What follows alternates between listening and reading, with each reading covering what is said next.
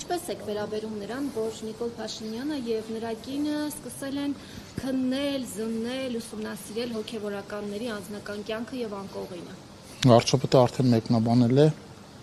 ես ավելացնելու բան չունեմ։ Ընդունելի է ձեզ համար այդ մեկնաբանությունները, այսինքն կարելի է մտնել մարդու անձնական կյանք այդ աստիճանի։ Կուսակրոնության հարցը հոգեվոր հարց է եւ դա անձնականի հետ պիտի ասեմ մի կապեք։ Ինչ տեղեկություններ է ստացել իշխանությունը հոգեվորականների վերաբերյալ, այդ թվում եւ սեռական բնույթի։ Ես այդպիսի բաներին չեմ տիրապետում։ Նիկոլ Փաշինյանն էր գրառում արել սրբազաններից մեկի եւ նրա քերակնոջ հնարավոր կենակցման։ Ես ինֆորմացիայի չեմ տիրապետում, նորից ասացի։ Բայց ես եկեղեցի իշխանությունը տեսակետը, որ պետք է կաթողիկոսը պարզաբանումներ ներկայացնի, դուք համարում եք, որ դա ճիշտ է։ Հրապարակային հարց է հնչել եկեղեցական գլխավոր կարգերից եւ պայմաններից մեկի մասով եւ կարծում եմ պիտի հրապարակային պատասխան։ Հրապարակային ինչ հարցնչի պետք է պատասխան լինի, ինձ եւ կարող է կաթողիկոսը հարցնչեցնել ձեր մասին եւ պատասխան ակնկալել անձնական կյանքին վերաբերող։ Տոնյա հրապարակային հարցնչի օրինակ ես ներգրաված եմ կոռուպցիոն սխեմաների մեջ թե ոչ, ես հրապարակային պատասխան կտամ, որ բոլորիս խնդիրն է, բայց դա իր անձնական կյանքն է, տարբերությունը դրանում է։ Անձնական կյանք է, եթե խոսքը վերաբերվի աշխարհիկ կյանքով ապրող մարդուն, իսկ եթե հարցը պատասխանեմ, թույլ տվեք պատասխանեմ։ Վարդապետների եւ եպիսկոպոսների եւ արքեպիսկոպոսների համար կուսակրոնությունը անձնական կյանք չի, դա եկեղեցու գլխավոր պայմաններից է եւ դրանով են նաեւ տարանջատվում քահանաները օրինակ վարդապետերից, որովհետեւ պայմանն է այդպիսին եկեղեցու։ Հարցը հնչել է այդ կոնտեքստում եւ այդ կոնտեքստում, եթե ես լինեի եկեղեցու ներկայացուցիչների փոխարեն, կտայի հրապարակային պատասխան։ Այնպես ինչպես ես ասում եմ, որպես պետական պաշտոնյա, եթե ինձ հարց ուղղվի օրինակ կոռուպցիոն այս կամ այն սխեմայի մեջ իմ ներգրավվածության մասին, ես չեմ խուսափի այդ պատասխանից եւ կտամ հրապարակային պատասխան։ Սա սովորական մարդուն վերաբերվող հարց չի, նորից եմ ուզում ասեմ, աշխարհիկ կյանքում ապրող մարդուն վերաբերվող հարց չի եւ այո, եթե դա եկեղեցում կուսակրոնությունը որոշակի ուրեմն պաշտոնից վերև ինքը պարտադիր պայման է, այո, պիտի այդտեղ հնչի հրապարակային պատասխան։ Եվ իմիջիալյոց այդ պայմանը իշխանությունները չեն բերել։ Այդ պայմանը դարերով ավանդույթներով փոխանցված պայման է եւ հարցը ընդամենը այդ կոնտեքստում։ Հիմա ձեր կարծիքով սրբազանությունը սահմանադրությամբ անկախ ինստիտուտներ են։ Ենթադրենք սրբազաններից ոման կամ կաթողիկոսի երեխա ունի։ Պետությունը ինչպես է պատրաստվում այդ հարցը լուծել։ Ինչ մեխանիզմներ կա, իրավական ինչ գնահատական։ Ես նորից եմ ասում, հարցը տարածքային կառավարման եւ ենթակառուցվածքների նախարարության տիրույթում չէ։ Թեմային տեղյակ եմ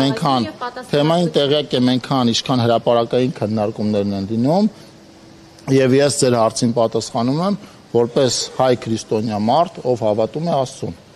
Ընդամենը իմ մեկնաբանությունը հետեւյալով է, որ այո, եթե որոշակի պաշտոններից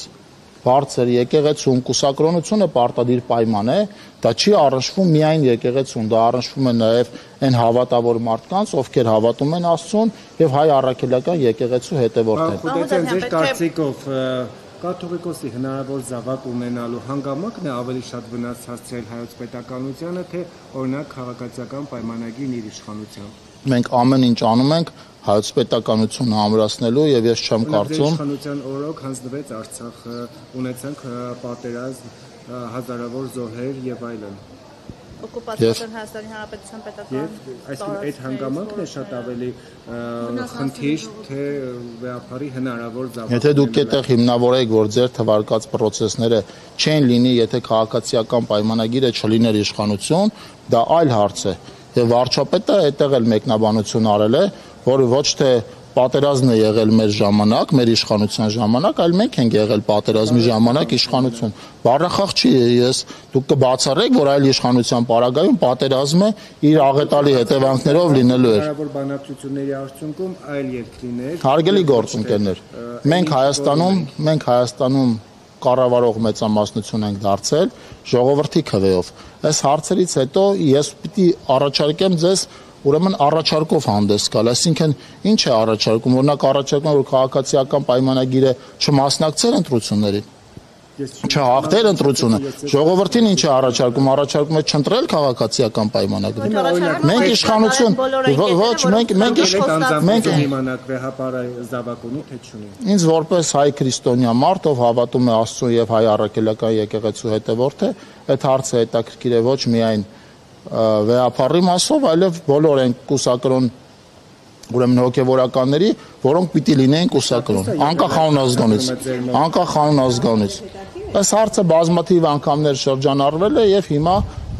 կարծես թե ավելի ինտենսիվ է շրջանառվում նաեւ լրատվականների այսպես այդ նյութը անընդհատ պատասխանելու շնորհիվ։ Ես այդպիսի տեղեկություններ չունեմ։ Դուք հոգևորականներին եք թիրախավորում, բայց ըստ էության Ես ոչ մեկի չեմ թիրախավորում։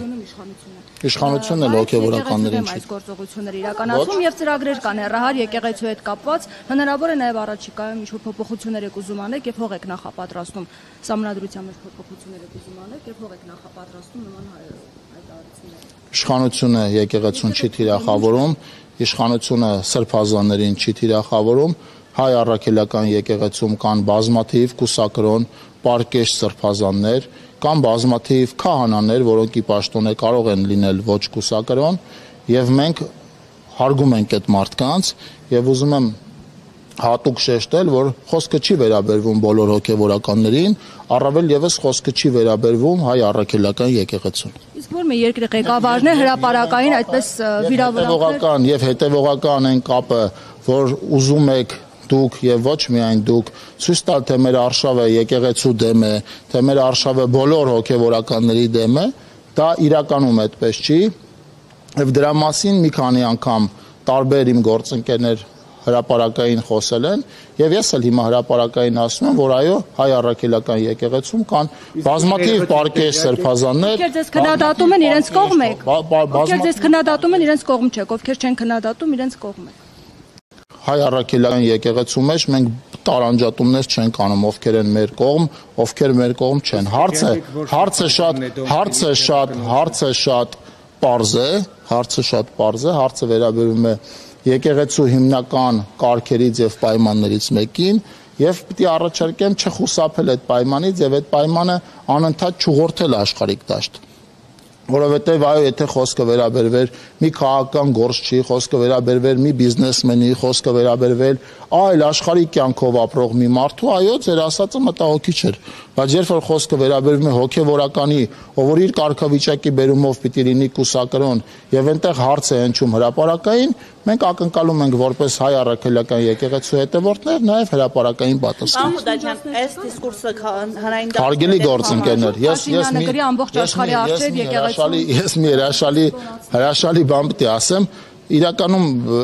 տարածքային կառավարման եւ ենթակառուցվածքների նախարարության համակարգման ոլորտում այնքան մեծ եւ այնքան լավ աշխատանք է կատարվել վերջին տարիների ընթացքում, որ ես կառաջարկեմ հարցի թեման թեքել, մանավանդ որ մենք այստեղ ենք բյուջեի, ես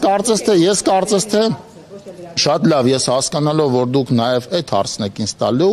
մոտեցել եմ ձեզ եւ պատասխանում եմ այդ հարցին, բայց անընդհատ այդ հարցի տեղապտույտի մեջ հայտնվել եւ անընդհատ նույն հարցը տալ մի մարդու, ովի պաշտոն է եկեղեցու հետ կապված հարցերով չի զբաղվում,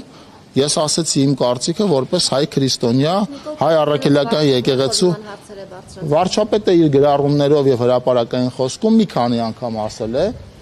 որ այդ հարցը իրեն էլ է հետաքրքրում որպես մարդ, ով հավատում է Աստծուն, ով հայ քրիստոնյա է, հայ առաքելական եկեղեցու, վարչապետը եւ մեր քաղաքական թիմը եկեղեցին չեն մերժում։ Երբ որ դուք վերջին անգամ երբ եք եղել Սուրբ Ծննդյան պատարագին։ Եթե ոչ այս տարի, ուրեմն շատ մեծ հավանականությամբ անցած տարի։ Մայրաթոռում Սուրբ Ծննդյան պատարագին Դուք խոսքը շատ լավ սկսեցիք, որ ես նաև Արմավիրի մարզից եմ, Մայրաթոռում վերջին անգամ եղել եմ, կարծում եմ 2-3 շաբաթ առաջ, Սուրբ Ծննդյան պատարագին վերջին անգամ մասնակցել եմ Արմավիրի եկեղեցում։ Բայց շեշտենք Գարեգին Բեի պատարագիչ որպես պատարագիչ Գարեգին Բեի մատուցած պատարագի ժամանակը։ Եղել եք, երբ եք եղել։ Վերջին անգամ եղել եմ մեռոնորնեքի արարողության ժամանակ, դրանից հետո եղել եմ մայրաթոռի վերահսկման ժամանակ, դրանից հետո մի քանի անգամ եղել եմ, հիմա եթե նույն հարցումը դուք մարդկանց այլ մարդկանց, ովքեր պետական պաշտոնյա չեն հարցնեն, ես վստահ եմ, որ իրենցից շատերը մայրաթոռ վերջի անգամ եղել են 5 տարի առաջ, 10 տարի առաջ, եւ ինձ մեղադրել, որ ես մայրաթոռ նախորդ շաբաթ չեմ եղել եմ դրանից հարցը հրապարակային հնչել է եւ մեր ընդունելը իմ ընդունելը մեծապես կախված է այն պատասխանից, որին մենք այսպես համառորեն ուզում ենք այդ պատասխանը ստանալ եւ մայրաթոռը համառորեն խուսափում է այդ պատասխանը տալու։ Հարցը հրապարակային հնչել է, ես կարծում եմ ստանալու մեխանիզմ ունեք, պարոն Խուդացյան, լավ հասկանալի է, պայմանական կաթողիկոսի երեխա, ինչ եք անելու։ Մենք Հայաստանում ինչ-որ մեկին պատժելու ցանկություն չունենք։ Ձեր օրակարգը ինչի համար է, ինչ եք ուզում։ Մեզ հետաքրքիր է այդ հարցի պատասխանը։ Ես նմանատիպ բաներով չեմ զբաղվում։ Իմ ունեցած ինֆորմացիայով կաթողիկոսին ընտրում է հոգևոր խորհուրդը, որի անդամ չեմ, կլսեք։ Ինչու Հայաստանի տարածքները հետ չեք վերադարձնում։ Եկեք այստեղ դուք այս նույն հարցերը ոնց որ ավելի լավ եք ուզում պատասխանել։ Ես դրա հետ կապված արդեն ասացի, մեծապես կախված են պատասխանից, որը մենք ակնկալում ենք որպես քրիստոնյա մայրաթոռից։ Պարոն Խուդացյան, եթե պարզվի, որ կաթողիկոսի երեխա չունի ու ընդհանրապես այն գրառումները, որոնք արել է վերջին օրերին Նիկոլ Փաշինյանը, իրականությանը չեն համապատասխանում, քաղաքական ինչ պատասխանատվության է ենթարկվելու Նիկոլ Փաշինյանը, այդ հարցը դուք ձեր թիմի ներսում։ Այդ հարցը ակտուալ չի, որովհետև մայրաթոռը համառորեն չի պատասխանում մի պարզ հարցի։ Շնորհակալություն։